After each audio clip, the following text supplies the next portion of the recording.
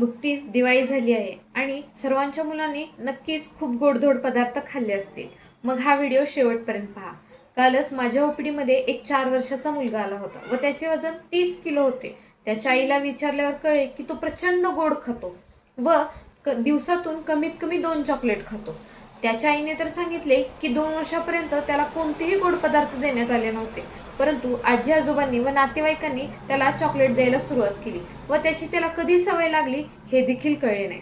कधीतरी एखादे चॉकलेट खाल्ले तर त्याने काही प्रॉब्लेम होत नाही, परंतु याची जर सवय लागत गेली तर मुलांचे दात किडतात, त्यांची भूक कमी होते, त्यांचे कॉन्सन्ट्रेशन कमी होते व त्यांना वारंवार गोड खाण्याची क्रेविंग होते व भविष्यात त्यांना खूप वजन वाढून ओबेसिटी, डायबिटीज, हायपरटेन्शन व हार्टचे डिसीज होण्याची देखील शक्यता असते. त्यामुळे मुलांना ज्या प्रमाणात तुम्ही साखर देत आहात त्या प्रमाणात त्यांचा एक्सरसाइज होणे देखील गरजेचे असते.